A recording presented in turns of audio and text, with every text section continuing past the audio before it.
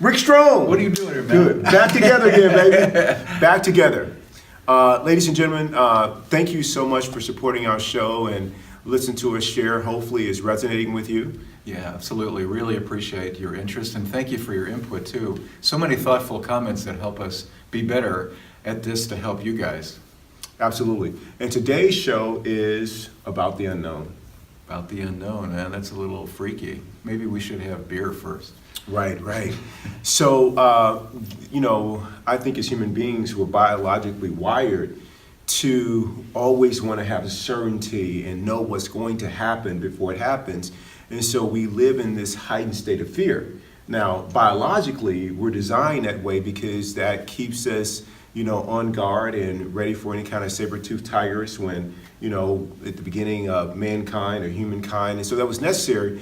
But in today's world, for at least those of us in the United States or the Western Hemisphere, those kind of threats aren't like they were back then. Yeah. I think the real problem with the unknown is that our minds, as you say, having this fear orientation about things that are bad that could happen, tends to get out of hand. We just go crazy about creating all of these scenarios.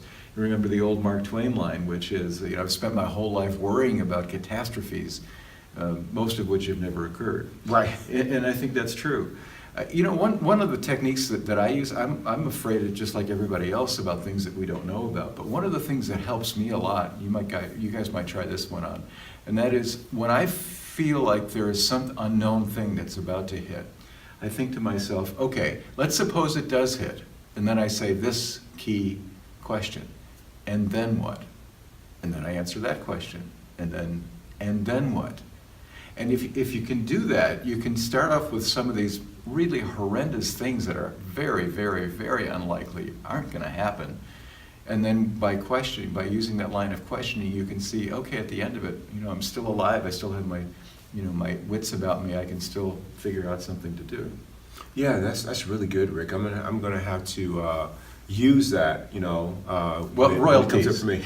He needs to pay royalties, don't you think? I'm tired of this. Every time we show up, I get an idea from him. He gets an idea, but nobody gets any money. That's right. But we're boys, right? Yeah. So it's okay. With unknown, I used to struggle with this all the time. I was coming up with contingency plans in this scenario, If this happens, this is plan A, B, C.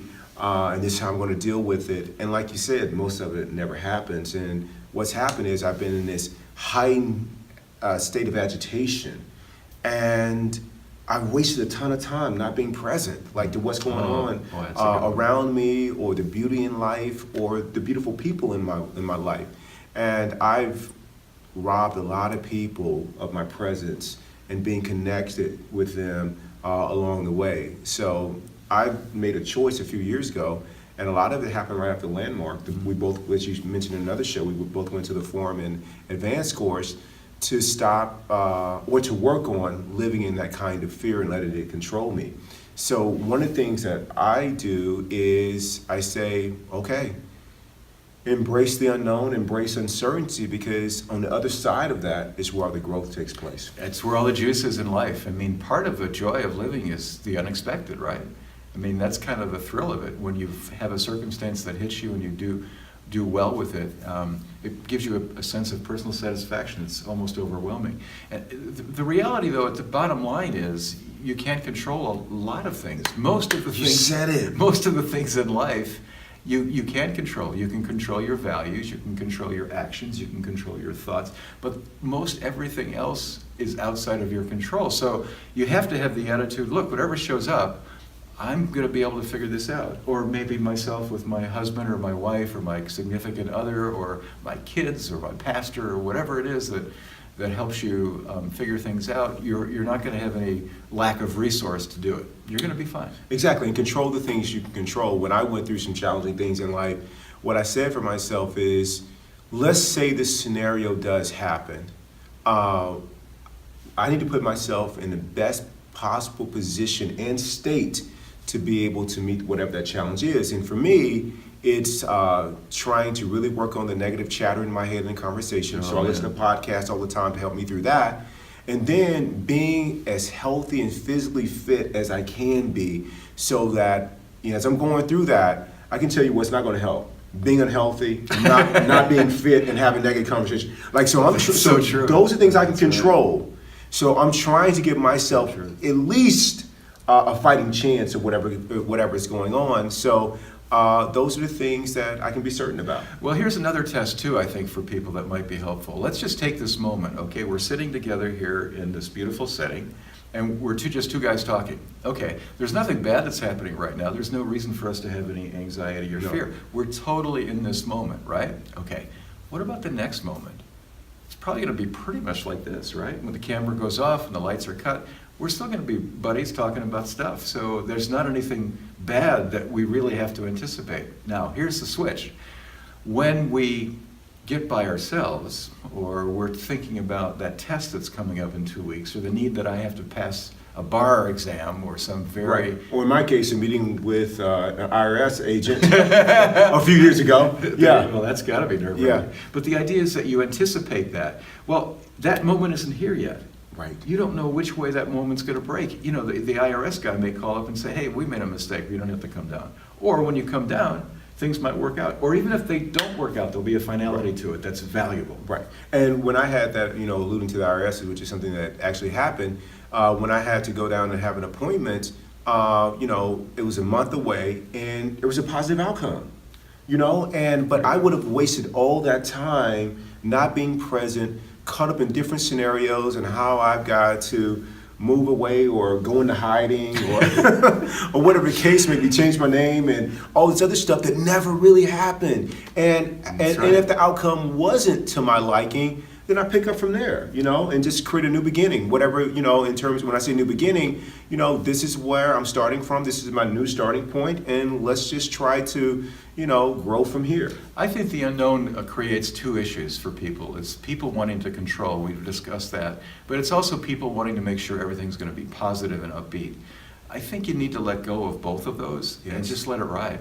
Just let it ride. Whatever shows up is going to work for me, and I'm not going to try to control things because that will use up my present moments, as you said, in living my life. You know, the working unit of your life. The working unit of your life is this moment, and it's precious. And it's precious, and once it goes by, how did you spend it? Feeling Exactly. guilty, feeling worried, feeling like you're depressed about something that hasn't happened yet, that you're creating something in your head about? Absolutely.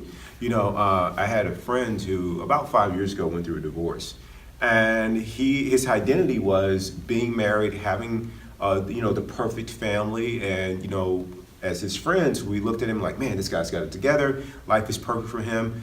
And then the relationship went through a situation to where they were going to disconnect and they were going to, you know, go through a divorce. And he took it really hard. And, you know, he was moving out of the house and they were going to, you know, they were going to split time with the kids. And I remember him being in mourning and in a lot of sadness about, I'm going to have a smaller house and, you know, this is going to happen, and you know, my income is going to be impacted by this way. And he's like, man, I don't know what's going to happen, if the kid's going to like it. And here's what I told him. I said, here's what you do know, that whatever house you do have, that house is going to be great.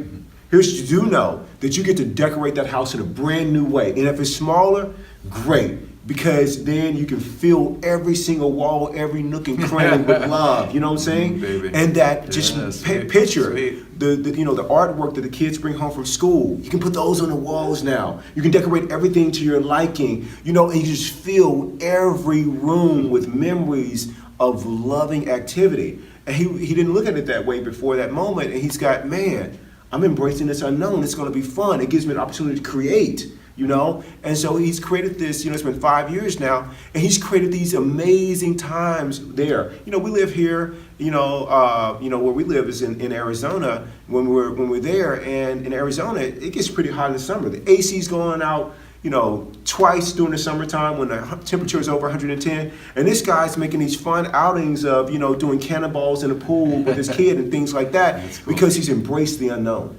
Yeah, I think that's a really important concept, the idea of making it your friend, that no matter what shows up, you know you can handle it, and you're also going to be committed to the idea that I'm not going to worry about it. I'm not going to let things happen bad. I'm just going to let life flow, and I'll control it on the fly as we go. It's like a basketball game or any sporting event. You know, we played sports.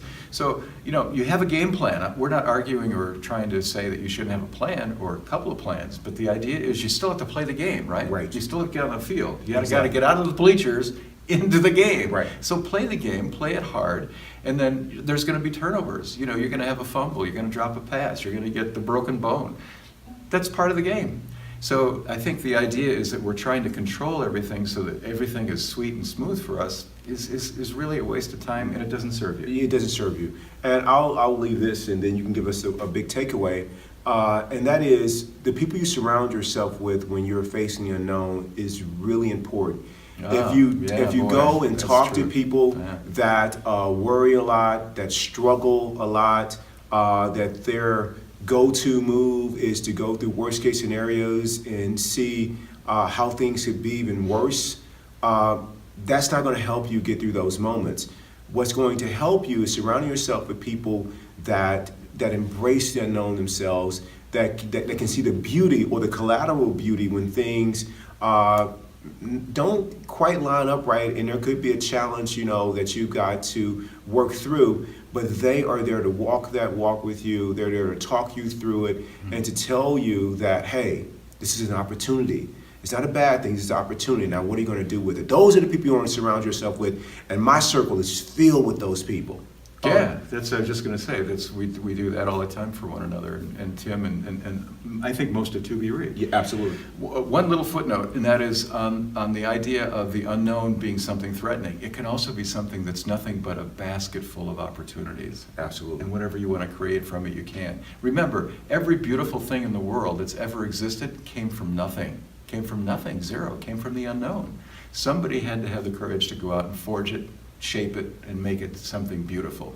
And you can do the same thing with your life. Absolutely. One other thing I want to say, Yeah. we're going to start doing something new in the show that I think is helpful for people, and it's really great for us because there's so many cool, inspiring stories that we've heard from you folks. ToBeRe is an amazing journey. I have a friend in Chicago, Greg Credence is his name. And Greg, yes. Greg, thank you for the support. Really appreciate it. Oh, man. So listen to this story, just a brief one. Just give you a paragraph on Greg. Greg was pretty overweight, and he wanted to get back into shape, and he wanted to have more energy and feel stronger. So Keith's program was tailored for Greg, long distance. So here's a guy in the Chicago area, you know, he's 1,500 miles away from where we are, by himself in a gym, doing all of the things, food journaling, doing all of the things cardio, doing all of the things with RT.